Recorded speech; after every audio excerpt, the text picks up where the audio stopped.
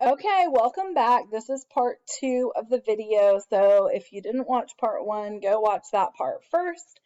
And the next classification of drugs is hallucinogens.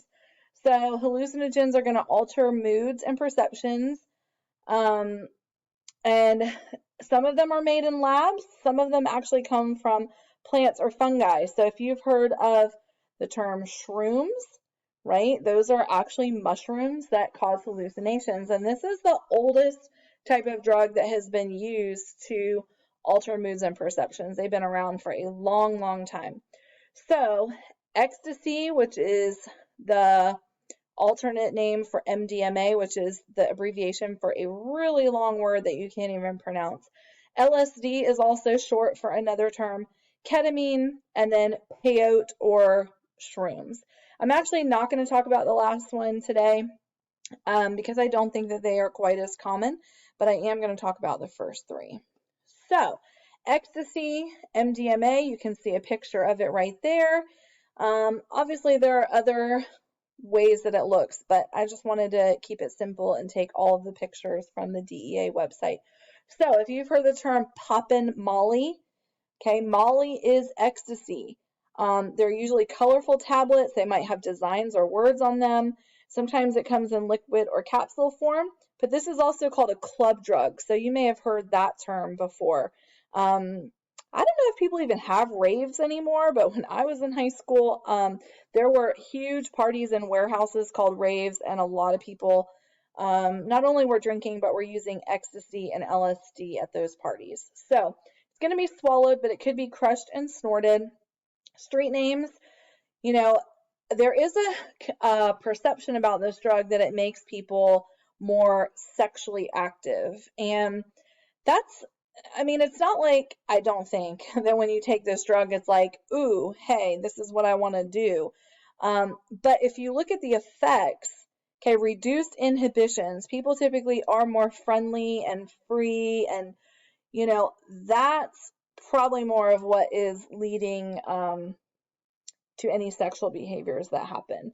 So you see Adam and Eve, if you know anything about the Bible, like that was, the very beginning, and there was sin, and so that's probably where they got that name from. Um, the letters X, T, C, or just X, hug drug, lover speed, right? Just because of the way that it makes you feel, um, like I said, kind of more like free spirited and easygoing. So, acts like a stimulant by increasing alertness. That's kind of, one of the main things about the stimulant is that people are more alert, but it's going to raise their heart rate, their temperature, and their blood pressure. It can be very dangerous to take ecstasy, especially if you're in a situation where there are a lot of people around and maybe, there's not air conditioning and there's a lot of dancing going on and you're sweating. A lot of times people die from dehydration with this drug. Okay, LSD is also going to be a hallucinogen. You may have heard the term acid. And so it can be a capsule, tablet, or liquid. It can be put on blotter paper. So you see in the picture, those are kind of like little stamps, sticker type things. It can go on your tongue. It also can be absorbed through your skin. And so street names, blotter acid, window pane, mellow yellow, and dots. Effects on your body. A hallucination is basically when you're seeing things that aren't there. You're hearing things, you have no real perception of how much time has passed. The really scary thing is that somebody can have flashbacks years later. So they have not been doing acid anymore, but they could have a flashback to something that happened when they were using acid. It also raises your heart rate, temperature, and blood pressure, and it leads to depression. And then ketamine is going to be the final hallucinogen that we're going to talk about. So ketamine has some legal uses. I know that I heard about one of my cousins whose son was having some medical issues, and she said that they were going to put him on ketamine, and I was like, oh, wow, that's interesting.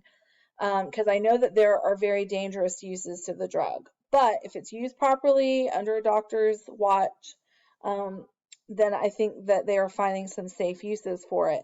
But it also can be used as a date rape drug. So you see it's clear, it's liquid, it can be put into somebody's drink without them knowing it. And it also is going to cause memory loss. They're very relaxed afterwards because it's a depressant, and they lose control of their body, possibly having hallucinations. But also note that it can be snorted as a powder if it comes in pill form. Then they crush it up. So street names: Kit Kat, Special K, Jet, Purple, Cat Valium, and Super K. The name Cat Valium comes because it can be used for animals, like for a sedative, right? Okay, so then the next classification that we have is inhalants. And so I know some of you put on the PowerPoint that I asked you to fill out, you put that marijuana is an inhalant. Okay, yes, smoking and inhaling, like they kind of go hand in hand, but this is actually its own class of drugs because it's when people are sniffing chemical vapors, and that can be in household products. So you see them in the picture. Um, Anything with a strong smell.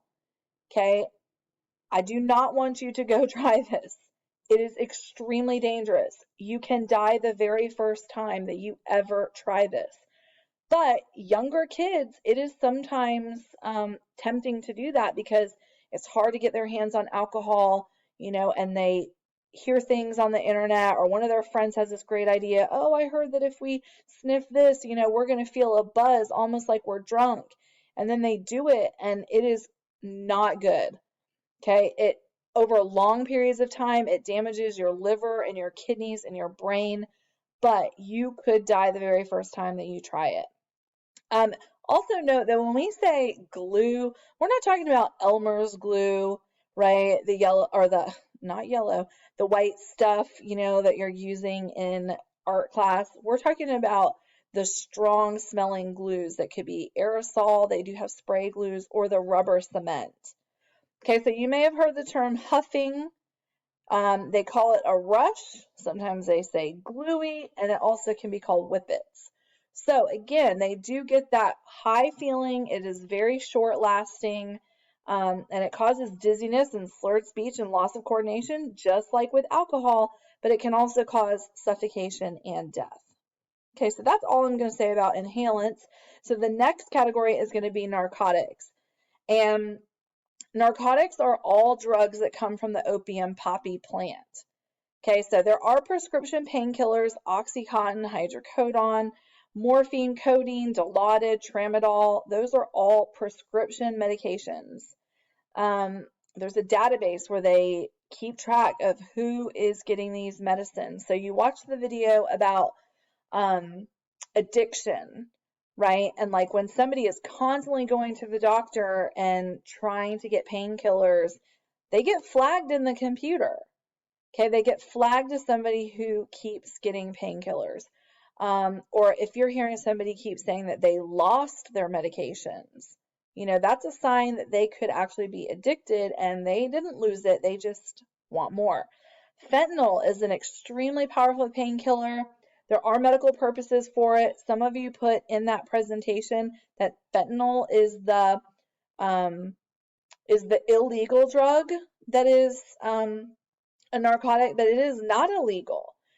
My husband had fentanyl at the hospital when he had a kidney stone, and I was freaking out because I've heard all these crazy things about people dying from exposure to fentanyl, but it can be used in the hospital for medical purposes. Okay, but some people do sell it on the street, and it can be deadly. So the word that I was looking for, the drug that I was looking for that's illegal, is heroin. There are no medical uses for heroin. So narcotics act as depressants, but they are very easy to overdose on. They are very addictive, and somebody will go through withdrawal if they try to quit using it, and their body will tell them, oh my God, get me some more. So Officer Stone obviously is not going to be able to give you guys his presentation, which I'm really sad about. But he talks about how people, when they get addicted to when they get addicted to painkillers and they can't get them anymore because their doctor is like, no, I can't give you any more, or maybe they were stealing them from a family member or a friend and they can't get them anymore. and they will turn to heroin because they know that they will get those same effects. So you can see what heroin looks like. Sometimes it's whiter, sometimes it's more brown, but it also can be black and sticky when it heats up, and that's called black tar heroin. And it can be injected, smoked, snorted. There are some of the street names like Horse and Smack and Thunder. It gives an immediate rush. You're going to feel very flushed and drowsy, but it's also like a depressant, so their breathing slows down, but they're nauseous, they have a dry mouth, and like I said, this is so addictive. So the last drug I'm going to talk about is marijuana, and it's pretty much in its own class. Some people say that, it acts like a depressant. Some people might feel hallucinations, but it's kind of its own drug. It does work differently on different people, so not everybody is going to feel the same way. And there are different types of marijuana. Sometimes marijuana gets mixed in with other more serious drugs. Like I didn't even mention PCP because I don't think very many people use PCP, but that can also be laced in marijuana and it makes it much more dangerous. So the leaves, flowers, stems of the cannabis sativa plant, they're dried up and shredded. You can see that in the picture. THC is the ingredient that we think is what makes people feel high when they smoke marijuana.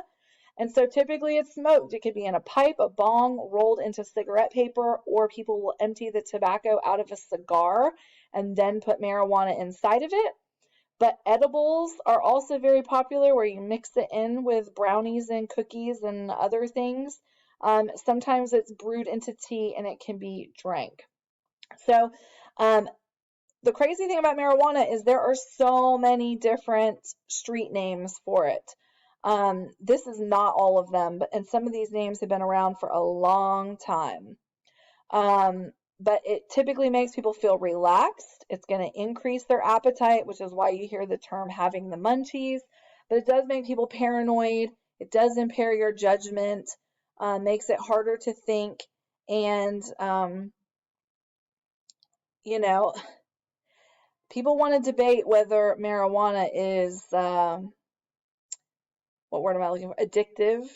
But people do become psychologically dependent on it, where they like that feeling and they want to keep having that feeling.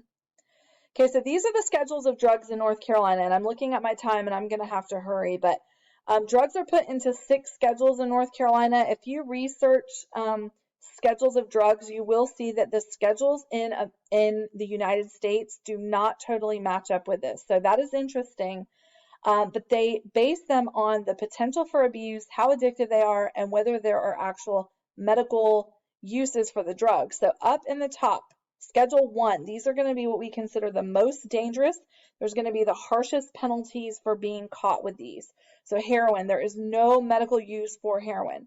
Ecstasy and LSD, no medical uses for those, and they are addictive and have bad effects. So then right below that, we see methamphetamine, prescription painkillers that we've talked about. Schedule 3 is going to be sedatives like ketamine, large quantities of codeine, which would be considered a narcotic. Schedule 4, Xanax and caffeine. Schedule 5, smaller quantities of codeine and large quantities of over-the-counter medicines like those cough syrups that people drink for the effects of getting high. And then marijuana is in the bottom category. Okay, so know that if you have one pill of Oxycontin and you are not supposed to have it and you are selling that to somebody because they want to get high off of it, the consequences are going to be higher than if you had a bunch of marijuana. Okay, and that's something that Officer Stone points out in his presentation. So we're not saying marijuana doesn't have bad effects. We're just saying that the effects of it are not as bad as those higher level schedules. Okay, so here are a couple pictures. If you've watched Tiger King, you shouldn't watch it. It's not meant for kids. But you might recognize the guy from Tiger King on here. He is a known meth user. And some attractive people who use drugs and saw some terrible effects. Here's another example of a woman who used for a long time and had some terrible effects. And some resources.